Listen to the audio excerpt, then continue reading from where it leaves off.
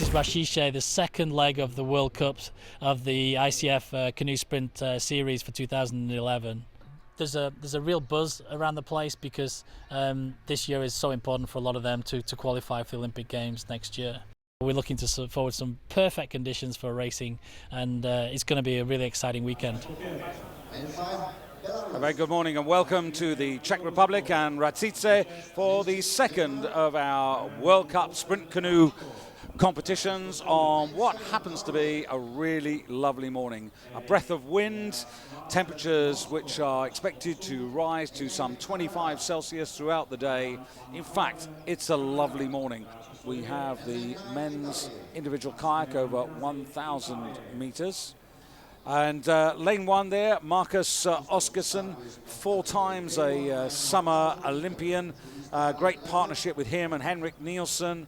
And actually won the World Championships in 2006 by less than a second ahead of Tim Brabants on that occasion.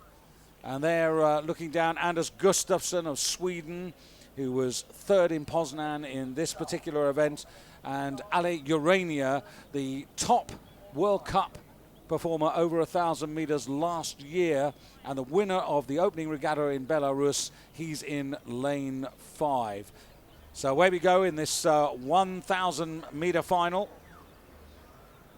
And a really sharp start there in lane 3 by Fernando Pimenta.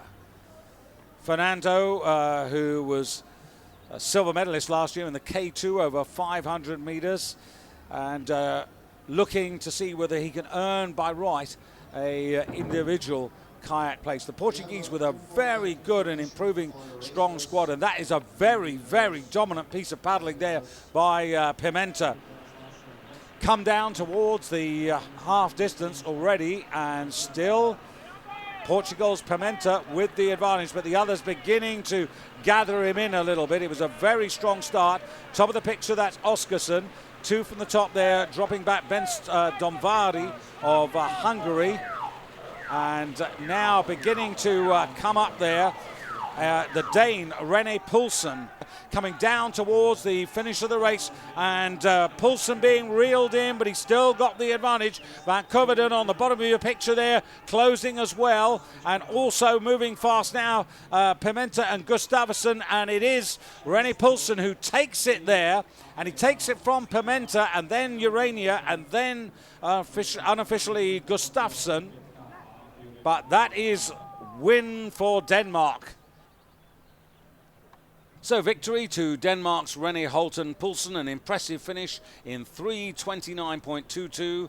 Fernando Pimenta of Portugal starting fast and holding off Ale Urania of Belarus, with Canada's Adam Van Coverdon in 4th place ahead of Sweden's Anders Gustafsson. Jamen, der er ikke så meget. Altså, det var rigtig godt løb, og jeg I'm really happy to win in front of all the fastest guys of the world. It's a very good course, and everything is good here. I was expecting to come fast at the end. They are always coming fast in the last 300 or 250 meters. So I tried to keep together and the boat running.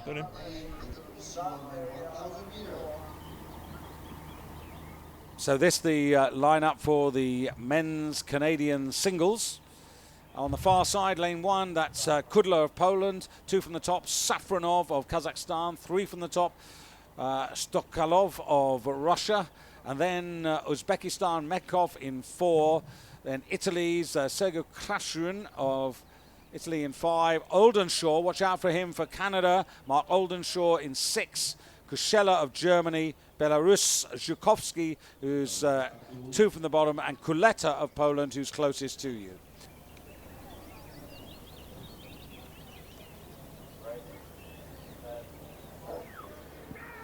You can see there in second place, no less than 42 Canadian national titles to his credit. From Burlington, Ontario, 28 years of age, 4 years older than Vadim Menkov. And in 2009, which was the season in which the Canadians held the World Championships in Dartmouth, he was second overall in the Canoe World Cup rankings. And he's a man who's been very, very close to major honours, hasn't quite achieved them. I wonder whether this season is going to be his campaign. But Menkov commanding. Menkov, who does what a number of athletes likes to do, which is to get out there, to dominate, to win, to, in a sense, both physically and mentally discourage, dishearten and disappoint the opposition. But now Oldenshaw really matching him here on the near side, and this has turned out to be a really good head-to-head duel. But it's very, very tight, and watch for these two men. Oldenshaw finding that little bit more. He's going to lean back as he comes to the line and just shoot the bow of the canoe, but he's broken Menkov, and not many have done that in recent times. And Mark Oldenshaw for Canada coming through to take this victory ahead of the double world champion. And then coming in third place looks like Sergei Karkun for Italy, leading the charge right at the bottom of your picture. That's Kuleta for Poland. But what a good performance by Mark Oldenshaw. The Canadians who weren't in Poznan, but they're making their presence felt here. Very good victory. And he had that extra power, that extra burn in him for the last 50, 60 meters to deny Menkov. You have confirmation of the Canadian singles 1,000 meter race. Mark Oldenshaw, 3:53. And then Menkov, Kuleta of Poland, who was right at the bottom, and Zhukowski was just inside him at the bottom of your picture. They are fourth and fifth. Then Stokolov of Russia. And you can see they're quite a wide margin back to Kudla there. It was such a good race. I felt good for the whole way, and I could tell it was just the two of us most of the way, so I tried to stay calm and just save a little bit for the end, and it worked out. Well, Menkov is a great champion. You know, he's great to race against. He hasn't lost, I don't think, since the Olympics, being the world champion 2 years in a row, so it's great to race against him, and I look forward to racing more good races against him this year. Now the women's competition, which we're about to see, sees Britain's Rachel Cawthorne in the final. She's going to be on the far side in lane number 1. Then the experienced Anne Ricola, 2 from the top there. Alana Nichols, who certainly made an impression, finishing second in Poznan in this particular race. Then after that, Carrie Johnson of the United States, very experienced, 2-time Olympian. And then Henrietta Hansen for Denmark, who's going to be in lane 5. Sofia Paldanias, who was third just behind Alana Nichols in Poznan. And then in lane 7, Marie Delattre Demori for France, who was 9th of 9 in Poznan, the 30-year-old from Arras originally in France. And then Natalia Lobova from Russia, and closest to you, Natalia Sergeyeva of Kazakhstan, doubling up already. Remember, she went in the 1,000 meter race early on and lost out in that 1,000 meter individual race. Good start there by Sofia Paldanias for Sweden in the yellow vest, just going out of the picture there. And there's Hansen of Denmark in the red vest, also going very strongly. Top of the picture there, Anne Ricola, 34 years of age, representing Finland, a world bronze medalist last year over 5,000 meters, I should say.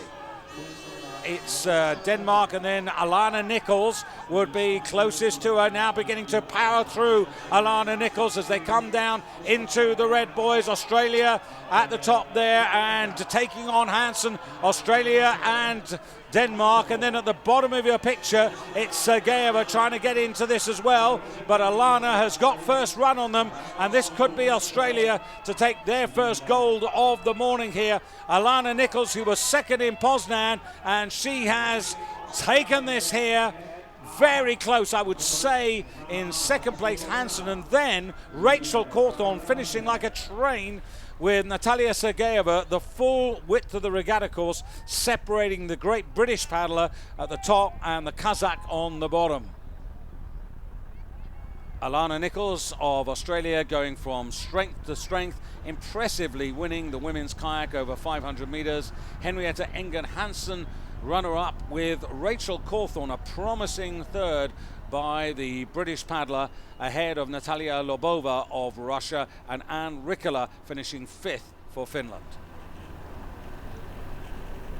Had to adjust my race plan a little bit. At the start there was a little bit of a headwind, so I wasn't sure if that was going to carry through, if the wind had changed, but it ended up just being pretty swirly. The girls were all up there until, you know, the 250, so it was really a race from the 250 to the end, so I just had enough in the tank to get me through for a win, so it was good.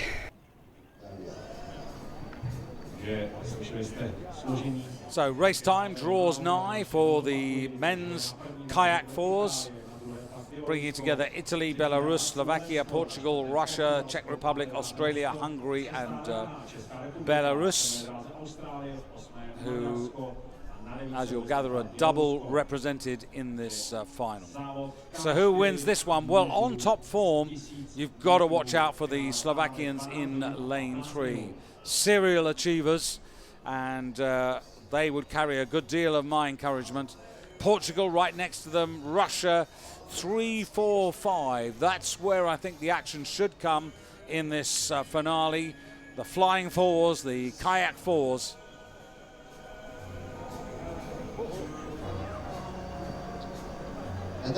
Good enough start, and Portuguese very sharply away. This is becoming their style. Real sharp starts from the Portuguese in lane 4. And just beyond them are the Slovaks in 3. Just to their left are the Russians. Coming through, Slovakia, whoa, very close. On the bottom of your picture, Belarus. And really difficult for that second Belarus. They are so detached from the majority of the race pace. Then 2 from the bottom of Australia. In lane number 2, Belarus, Slovakia, Portugal. This is going to be really interesting as they come through bottom of the picture, and it is Belarus. Australia coming through really fast now, also coming through pretty quickly, the Portuguese. Australia, are they going to get there? They might have just done it, the Australians. Really close. The Portuguese are in there, the Belarus crew on the far side also in the photograph, but this could be Tate Smith, David Smith, Murray Stewart and Jakob Clear's moment. Now have a look at it. Near side, Belarus. Furthest away, Australia. Oof.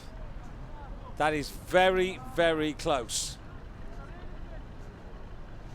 Well, a fantastic finish, and it was literally fingernails separating Belarus and Australia, but at the end, the photograph showed that Belarus had got it 2:55.896, Australia 2:55.92. Terrific performance there by both crews, with Portugal taking 3rd spot ahead of Belarus and Slovakia in 5th place.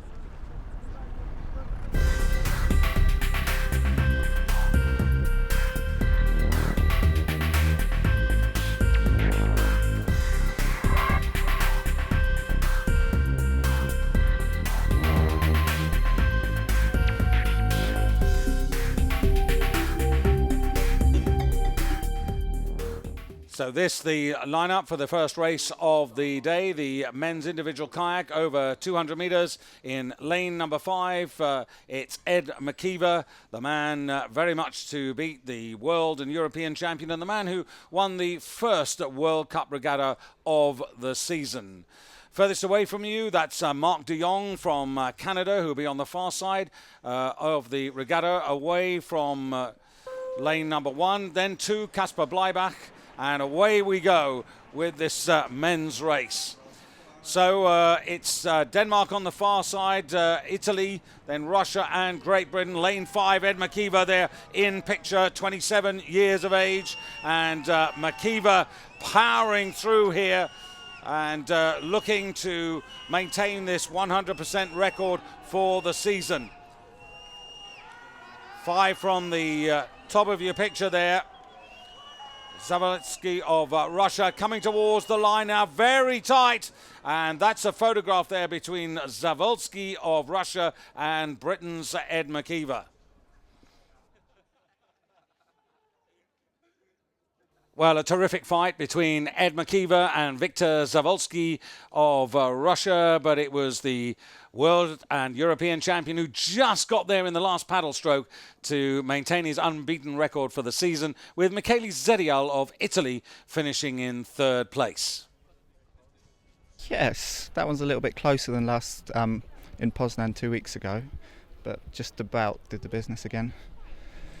The Russian guy was strong here. He's quite a young guy and so quite new to the scene, but just about had him. Well, the key points are trying to nail the start, get out as quickly as possible, and then you've got to get into your rhythm and then try and hold it through to the finish, and that's really the key, just holding your speed for as long as possible. Coming right up in about 30 seconds from now, the final of the Canadian singles over 200 meters. This is the lineup here, and lanes 3, 4 and 5, they are the ones that catch the eye here. Ivan Shatil of Russia, the world champion. Richard Dalton of Canada, the bronze medalist, shared that bronze medal a year ago in Poznan. And also watch out in lane 3 for Pavel Barakevich, who was ninth in Poznan, but I think he's going to do a lot better in this particular race. Furthest away from you, Portugal on the lane 1. Furthest away, that's Helder Silva. And then inside him, Brazil, Santos. Poland, Barakevich in lane number 3 for Ivan Shatil, and away we go. 200 meters, less than a minute to win it in these Canadian singles in this Olympic discipline. Lane 5 in picture, that's Richard Dalton there, born in Ireland, this 31-year-old who had that tie with Yuri Chaban of the Ukraine, who actually won in Poznan but not competing here, and very fast starting the Canadian. 4 from the top of your picture, that's Ivan Shatil of Russia, the world champion, European bronze medalist, vying with Dalton, but also coming there, Ignatov of Russia, and also Vaitshishkin of Belarus, coming towards the line, and it's Ivan Shatil who takes it, bows shooting across, and very close there for the second and third places. Ivan Shatil, the world champion, a dominating performance to take the victory from Canada's Richard Dalton. A promising start to his World Cup season with Yevgeny Ignatov of Russia in third place, and underlying the strength of the Russians in the 200-meter sprint division. This year there will be the World Championship in Szeged and the qualifications for London. I'm better in 200 meters distance than the C2 1000 distance. And this victory is a good beginning for the season. So as I say, the next race on our menu today will be the women's kayak over 200 meters. But here they are coming into the boots, and it's Sabine Volz on the far side in lane 1. 2 from the top, Rachel Lovell from Queensland representing Australia. And then it's going to be Teresa Portela. You're looking at lane 1. Portela, 3 from the top of your picture for Portugal. Then Christine Zur for the United States, originally from Hungary, but married the Israeli paddler Rami Zur. Lane 5, Natalia Lobova. And then in 6 here, Jenny Mikkonen, 7th in the Olympic Games in the K2 500. Carrie Johnson, 3 from the bottom. Jess Walker, 2 away from you. And Kia Byers, representing Canada, closest to you. Away we go in this Olympic category, 2 from the bottom. Jess Walker, really good start by the British paddler. And this is a really competitive race, and there's not much between the whole field as they move away. Just looking, Jess Walker up there. Also Teresa Portela from Portugal, 3 from the top of your picture, who's up there. Jess Walker, 2 from the bottom of your picture. And then in the middle, it's Lobova going well for Russia. Jess Walker on the bottom of your picture there for Great Britain, powering towards the finish. This is going to be very, very close. Also Portela. Portela's going to get there, I think. Yes, she is. Teresa Portela. And then after Portela, it's going to be Natalia Lobova, Jenny Mikkonen, and Jess Walker for the places. Well, this is the result of the women's kayak over 200 metres, now confirmed. Teresa Portela fast starting and too good for the rest of the field. Jenny Mikkonen just denying Jess Walker second place, with the promising Russian Natalia Lobova in fourth. I'm very happy I won this race. This victory is a motivation for the rest of the season, and I have to work a little more to be qualified for the Olympic Games.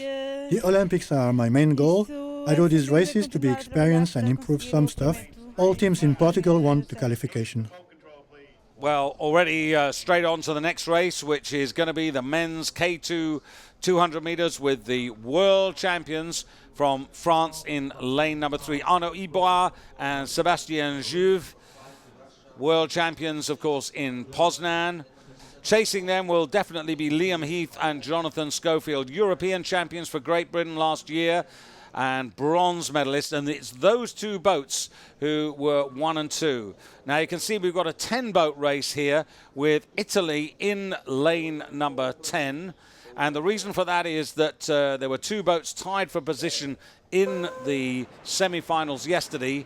So away we go, and powering very quickly there in lane number 6, Pyatrushenko and Magnev of Belarus, who were 5th in Poznan, and they're well up there. You can see them in that green kayak, and also going strongly the British as well as the French getting into this. French in lane number 3, coming towards the line now, very tight between France, Great Britain, and that is again another photo.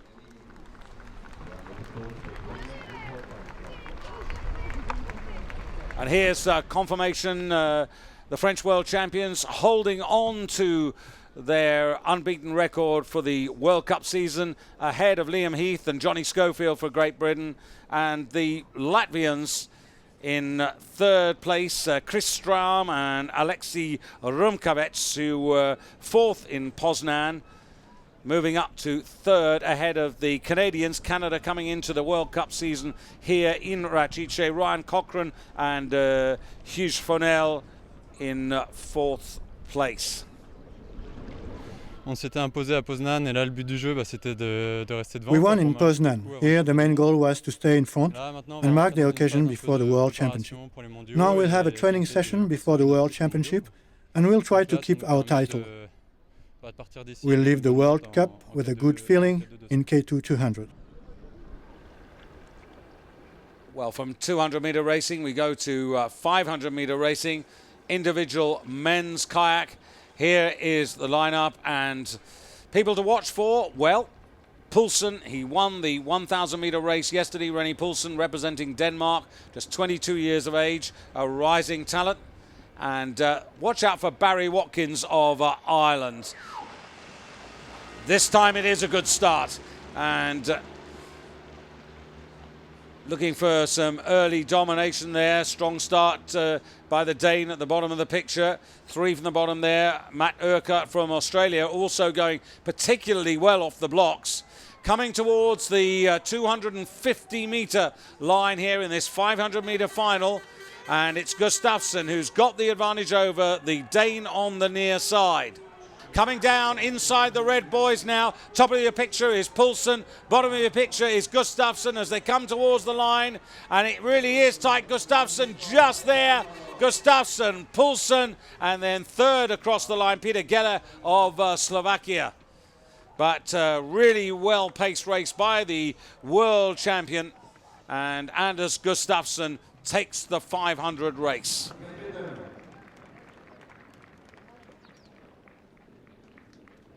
The men's K1 500, the reigning world champion, Anders Gustafsson, a solid victory ahead of the man who won at 1,000 meters yesterday, René Poulsen, with Peter Geller, the man who was runner-up to Gustafsson a year ago in the World Championships, on this occasion finishing in 3rd place.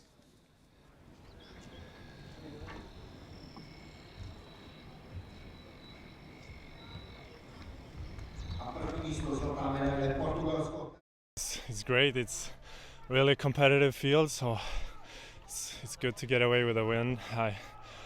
That was my goal, and I won the previous World Cup, and it's always hard to win back-to-back, so I'm really happy.